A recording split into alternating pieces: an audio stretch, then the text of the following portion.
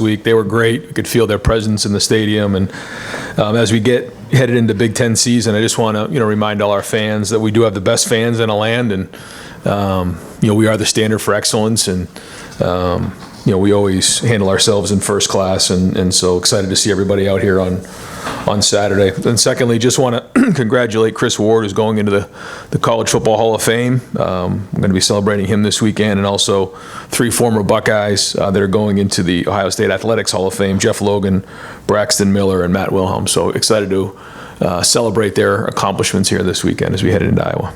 Great. Thank you very much, Coach. Let's open up the press conference over here to the right, Don DeBerry, WBNS. All right, Coach, take a look at Iowa. How much does the competition level go up as you look at them, and how big of a challenge is it? Yeah, huge challenge. This is a challenge for all of us. This is a very good team.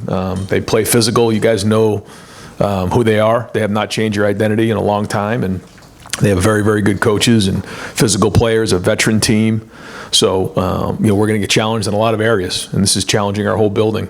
This week, we got to have a great week of practice. They're going to be coming hard. They're physical. They're well coached. They're fundamental, and they have an identity. So, we know what a challenge this is going to be this week, and so it starts right here. Well, actually started right after our practice on Sunday, and get in here, watch the film, and then it's going to start here on the practice field. We got to have a great practice today. Far right, Jeremy Birmingham, the podcast. Right, on Saturday, Jordan Hancock was talking post-game about Caleb Down, and saying basically he's like a coach on the field. Obviously, a guy who's a sophomore in college who's played 4 games here. There was a middle part of the game where he was on the sideline. Basically, I could see him coaching up Jordan on the field. How different is it to have a guy of that football IQ and that ability combined, and what has he meant to the defense, even though he hasn't had what a lot of people consider splash plays until this last weekend? Well, I think for the first couple of games, the game got a little bit lopsided later on, so you just don't, you don't see them playing a full game. But that's here now, and Caleb made some huge plays in that, especially in that middle 8 there, and first off, his preparation is remarkable. Just the amount of work he puts in, and his ability to play really fast certainly is part of his makeup. But when you put preparation in and you know what you're looking at and you can react faster because you put that much preparation in, that's a sign of a veteran player. He plays that way. He's got great energy. He's a great teammate. He does communicate well. But even late in the game, he's encouraging the younger guys. He knows what it means to pull along other guys, and he's shown that. There's also a certain level of calmness back there when he's back there with Lathan. These guys have played a lot of football. They've seen it. There's no panic, but they're also identifying the things that they got to get fixed. Is his path to hear a reminder for the rest of the coaching staff, like what's important in recruiting now and how the game has changed? Yeah, it certainly has changed, and you never can quite predict what it's going to look like for everybody's journey, but he's somebody that's certainly, since he's even been here in a short period of time, made a huge impact on us. Spencer Holbrook, Letterman Row. Ryan, how did you assess the 2 right guards that you were playing on Saturday? And do you think that you guys will come to a conclusion on which one of those 2 could be the permanent guy there? I don't think we're there yet. We'll kind of see how the practice goes. There was nothing on the film that set one ahead or behind. They both graded out similarly. So when that happens, we feel like, if we can parse out the reps, then that helps both of them play better and stronger in the game. So we'll see how the preparation goes this week and decide as we get closer to the game. Cameron T. Robinson, The Athletic. Ryan, when you look at Iowa, obviously really good defenses, but especially against the run, you look at them up front, what stands out about the way they contain people when they're in that side of the field? Yeah, it doesn't matter, what year you watch them. It's, the same guys inside. They're just, they play with great technique. They're well coached. They understand how they fit into the defense. Their pad level's low. Their hands are low. They play physical. Like you said, they run to the football. Coach Parker does a great job in making sure they understand how they're being attacked. And, you just look year after year, it's similar in terms of the statistics and the production. And they know what they're recruiting there, and they do a great job. So it's a real challenge for our offense this week, and we got to have a great week of practice. Dylan Davis, Delaware Gazette. Ryan, do you think Sonny Styles is settling at linebacker quite at the rate that you thought he would at this point in the season? I know it's still early. He's still learning. Yeah, I think he's made that transition pretty rapidly. You know, that's a big move to go from safety to linebacker, and you're seeing a lot of great things there. But, you know, anytime you're doing some things for the first time, you're learning as well, but he's learning fast. And real quick, the last offensive play of the game for you, you weren't too happy with Julian. Was he not supposed to throw the ball there? I guess what happened in that whole thing? If he was going to throw it there, he better complete it. I can tell you that. But you know, those are the type of things that you can't replicate, even though it's late in the game and the score is what it is. Like, you know, we got to learn. We got to push through those things. You got to put that you know, back of your head and learn from those things. So we were excited to get him that rep and learn from that rep, which I know he will. Bill Landis, Kings of the North, and the podcast. Ryan, it seems like every week you guys have kind of layered something, some kind of change up onto your run game. How do those conversations go with you and Chip and Justin to decide what you're going to pull out a certain week and maybe what you're going to maybe keep on the shelf or something down the road? Yeah, it's constant. It's going on right now. You know, we're constantly going back and forth and trying to figure out how do you put your players in position to be successful. How do you give them enough that, you know, they're doing what they know well, what our fastball is, but also having some change-ups along the way.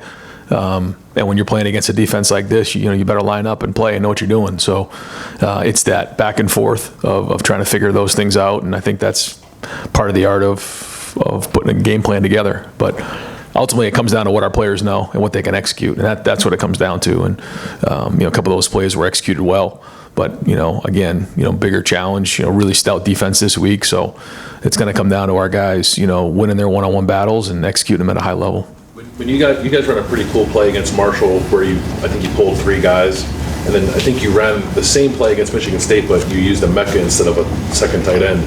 When I'm assuming it's Chip that throws that idea out, or are you just like, yeah, let's try a Mecca there? Or is any part of you like, I don't want to have a Mecca block a Mike linebacker in the hole? It sounds like you're sitting in our meetings. Those are all part of the conversation, and there's pluses and minuses to all. But like for a Mecca to do that, make that block on a linebacker, and then come back and pin, you know, the nickel the way he did, and then he was more excited about that. I don't know if you saw him on the field. He was fired up after that play when Jeremiah's scoring. You know, so he's 20 feet away blocking a nickel. Jeremiah scoring a touchdown, and he's over here like, you know, just celebrating. I mean, to me, that's winning football. And again, he had some really big plays again in this game, but he does all the dirty work, and that's a sign of a really good player and a really good football team, is when guys are willing to do the dirty work. And that's an example of you know, not a lot of you know, wide receivers are going to go in there and stick their nose in there like that. The play wasn't necessarily designed for him to block a linebacker, but you got to clean the thing up on the way up, and that's what he did. Pat Murphy, 24/7 Sports. Ryan, the last 2 weeks you guys have allowed the opposing offense to move in the first half, score some points. Second half adjustments seem to be working. How do you balance knowing what you want to know going in and getting those stops in the first half versus, hey, we're doing a good job of figuring it out on the fly and shutting things down? Yeah, and also, like you said, not giving up, you know, X plays and long drives for touchdowns. I mean, that's part of it too, as we go into it. I think going into this game, I think in our numbers we were like 11-3 or 10-3 in terms of X plays, you know, offense to defense. And when you're doing that, you're going to win a lot of games. I think the turnover battle was 3-1 in the last game. You're going to win a lot of games if you do that. So we have to, you know, focus on some of those things, but also, like you said, you know, we want to get stops. We want to, you know, force 3 and outs. So there's a back and forth on that, and constantly talked about. And, you know, we're going to deal with the same thing this week. These guys are, you know, made improvements in a lot of, you know, areas on offense, and I think they're playing really well. So again, another challenge for our defense here is these guys come in. Has the iPad helped that, being able to adjust maybe quicker than a year ago when you have to get to the locker room and talk about a lot of stuff? It's the same for both sides. So I'm with you, but I think the communication has been good. But you know, they also have the video too, so they're watching film, so they're making adjustments along the way. But yes, I do think for the communication part of it, it has you know, made that a little bit more streamlined. Tony Gertman, Buckeye Huddle. Brian, I assume you're familiar with PFF. Yeah. How do you feel about that being like the front-facing grade for how college football players play in a game? Yeah, I think it all comes down to, you know, who's actually doing the grading, and if it's accurate, great. But I think it's hard sometimes for them to know exactly what their job responsibility was. That being said, you know, I think generally it's in the ballpark. But I don't know, if somebody who doesn't really know what's expected on a certain play is going to give the same grade as a position coach who knows exactly what's going on. So that's kind of my take on it. Do you tell your players, don't worry about that, you get the real grades from the coaches? Like, do you have It never really comes up, quite honestly, yeah. I mean, it's not something that our guys have quite talked about all that much. Dan Hope, Lebanon Warriors. Ryan, you guys switched kickoff returners again for the second game in a row for Mecca. Kind of what went into that decision, and do you expect Mecca to continue in that role going forward? We going into that game, we felt like there was, a chance of, them trying to steal a possession, and Brandon was really good up front, and Mecca, fielding the kicks back there. We just felt like that was the right personnel. We're going to try to make the best decisions on a weekly basis based on the personnel of our guys and what we're going up against. And, based on, the way he was kicking the ball anyways, a lot of them were out of the end zone. So, we try to figure all those things in. And the good news is we do have some different options to go with and, different scheme this week. So, we'll move some more pieces around this week. Stefan Kreisnig, Cleveland.com. We saw Wednesday, right before we spoke to you, Aaron Nolan get his black stripe and kind of the reaction that came with that. Why do you think that tradition and those kind of moments are celebrated so much by the players, even the veteran guys that have had it removed for years now? Yeah, not to get too much into in particular air, but I think when you see somebody who you say like earn their stripes, and they've taken their black stripe off, when they've really earned it, I think there's a sense of accomplishment there, and I think that was the right time for Air. He's done a really good job. These past couple of weeks of focusing on getting better. That's his focus right now, just getting better. And everybody has different journeys along the way, and he's got a team that really cares about him, and he's improving every day. And I think to be recognized like that, to see, okay, I've come from a certain place, I'm not near where I need to be, but I've earned the respect of my coaches and my teammates, and that's a huge accomplishment. And it was good to see him get a stripe off. When Josh was talking about it a few weeks ago, he said his first year, or Josh Fryer, all he thought about was getting his black stripe removed. I guess how much is that an initiative for maybe the younger guys who don't see the field as much to have something to play for and practice and whatnot? That's it. Yeah, that's it. What are you working towards every day when you walk in the building? And it's easy when maybe you're not seeing the field very much to get caught into a rhythm of just kind of going through the motions. But these days can be long, but the weeks go real fast, and before you know it, the season will be over, and you got to have something to show for it. You got to see some improvement along the way, whoever it might be, and so you got to maximize every day. And sometimes as a young player, that's not always easy, but we try to find different ways. After Sunday practice, we keep some of the guys out for some extra work who maybe didn't get work during the game.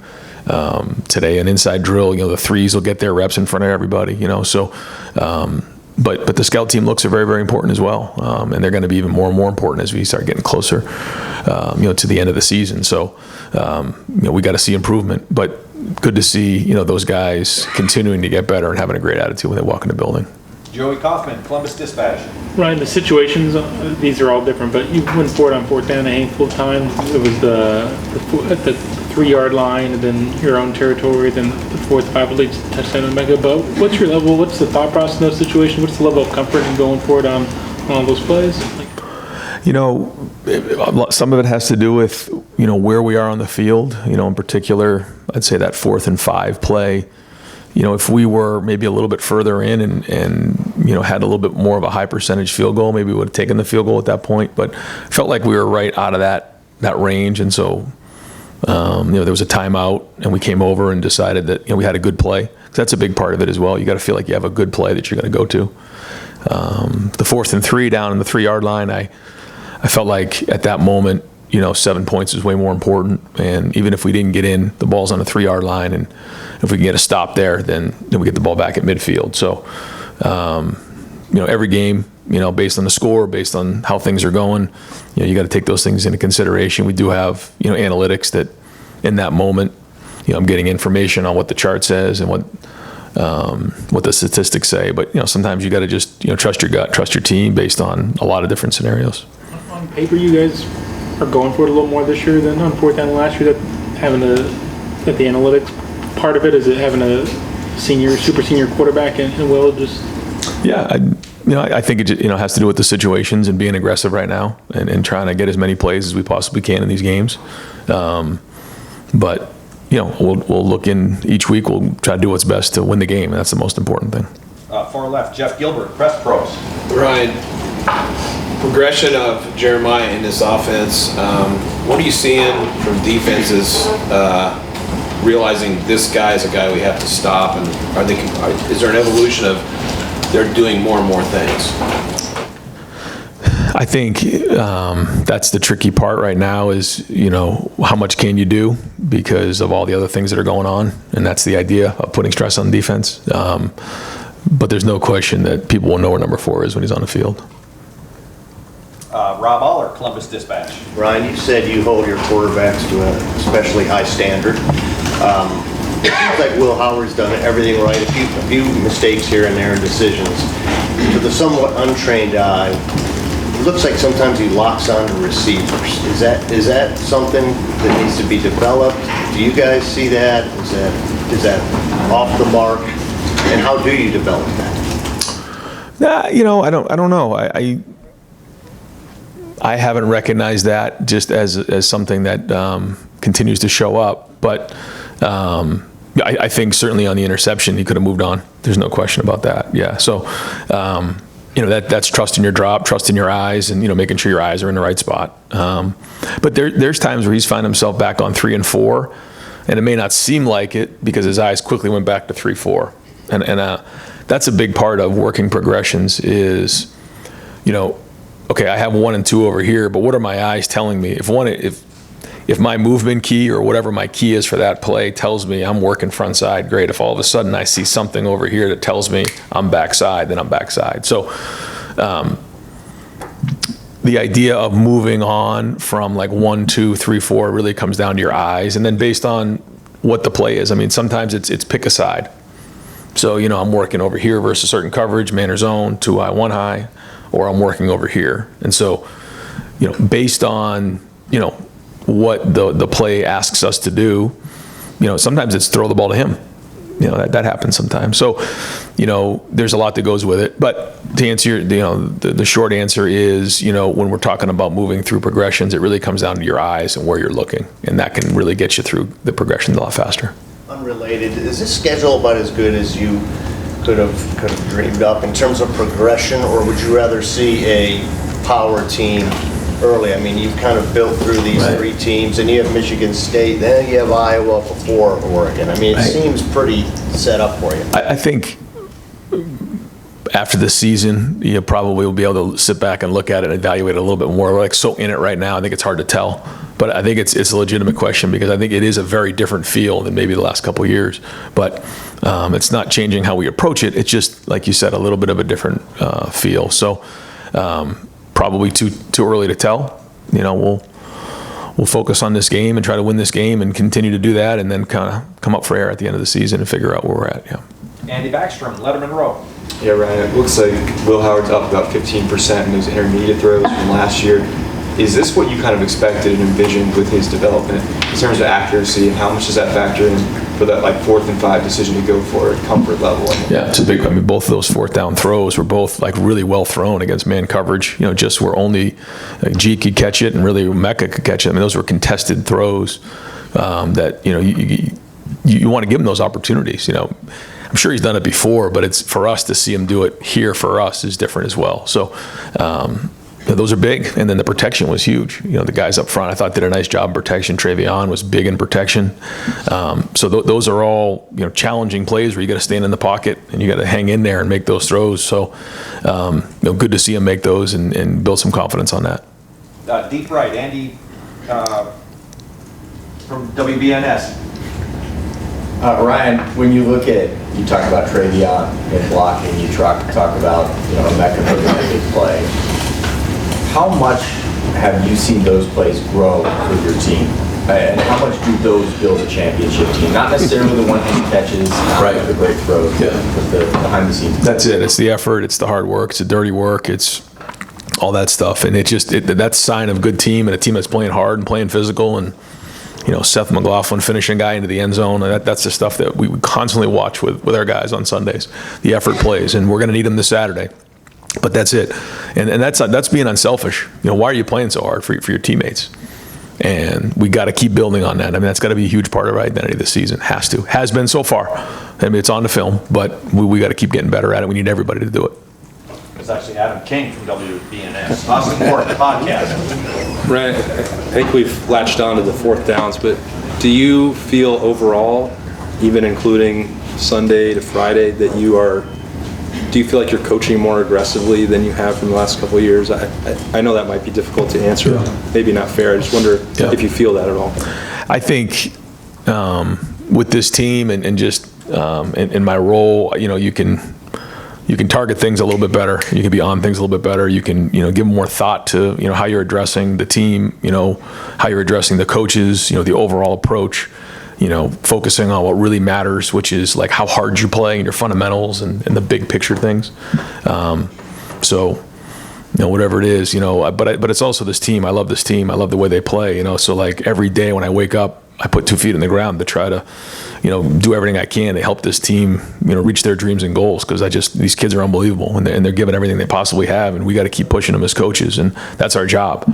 And, it's their job to take the coaching and, continue with the great chemistry we have and great effort. So we got to put a great game plan together, give it to the players, and then have a great week of practice. But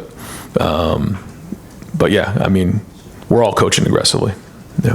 Stephen Means, Cleveland.com. First of all, you make a quarterback going through progression sound like it's the easiest thing in the world, as if it's not like chaos going on back there.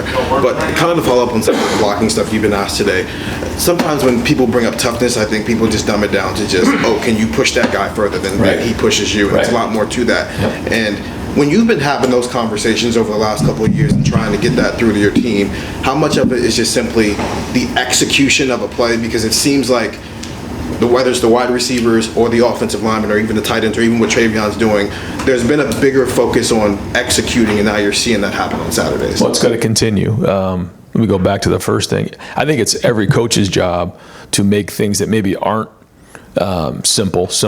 They're not easy, but you got to make them simple as coaches. It's 1 to 2. It's A to B.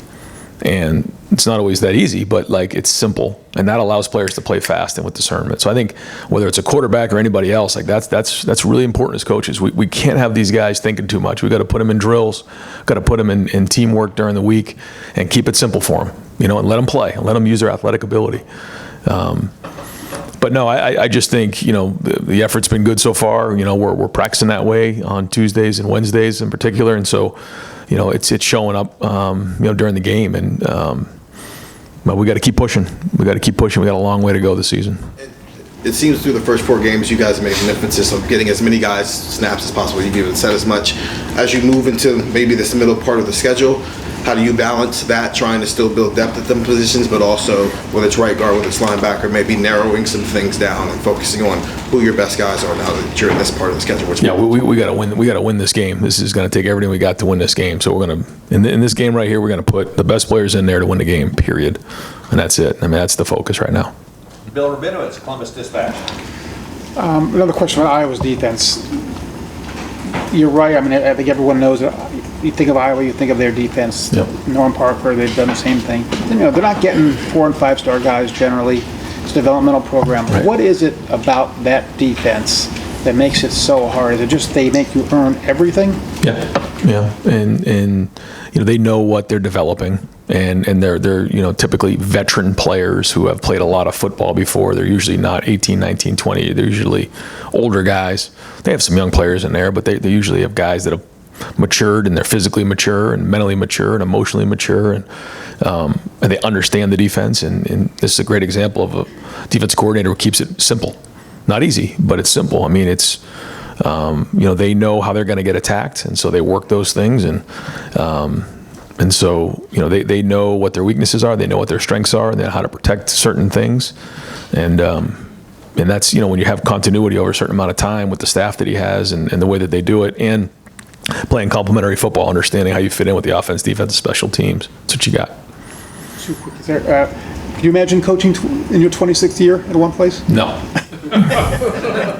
And is it fun for you as a coach, as Nexus Nose guy, to go against a defense like this? Yeah, it's a challenge, but it's going to come down to the players. So we've got to do a good job of keeping it simple and letting them play. That's it. You know, if you start to get into a situation where you're going to out-scheme somebody, it's not going to go well against these guys. So we got to keep it simple. We got to let them play. Give them an advantage, in terms of, putting them in the situation to be successful. But, to say we're going to out-scheme Iowa, I think that's not going to happen. You got to play hard. And final questions, Tim May, Letterman Row. Thanks, Jerry. Going back to a little bit of what Austin was asking you and a little bit of what Bill Landis, I know they're connected, but number one, do you think you've thrown enough variety out there the first part of the season for when y'all line up in a 4th and 5, the defense really doesn't have a real grip on what you're about to do? And then number two, when you turn a 4th and 5 or whatever it was into a touchdown, does it feel like instead of throwing a punch, you've thrown a haymaker? You understand what I'm saying? Yeah. I think we're always trying to do that. We're trying to make sure that we can't get narrowed in on what we're doing, and then that's by design. But yeah, I mean, there's certain plays in a game, those game-altering plays that you got to make, and we made those plays the other night. That's just the truth. I don't think we always played great the other night, but we made the game-altering plays. We forced 2 fumbles down the red area. The 4th downs we converted on. That goes the other way, it's a different game. That's just the truth. And so the issues are always there. We got to identify what the issues are and get them addressed and get them fixed and keep growing on those things. But you're right. I mean, those plays are the ones that have to be made in the game. We all know how important some of those are. They'll swing an entire game. So, I think identifying that is appropriate. And one of the quickie, just to follow, do you guys as a staff, I thought staffs used to go over with officials in pregame somewhere what formations you might throw out there that might catch your eye and don't, and it looks like a couple of times the last couple of weeks, y'all have run kind of the same kind of thing, but the official didn't recognize it. The flag was picked up eventually, but do y'all still do those things? We do. Yeah. We have after the 100-minute meeting, they come in and we just go over different things, things maybe that, are a little bit different formation-wise so it doesn't catch them off guard and any concerns that we may have. Thanks, man. Yep. All right, guys. Yep.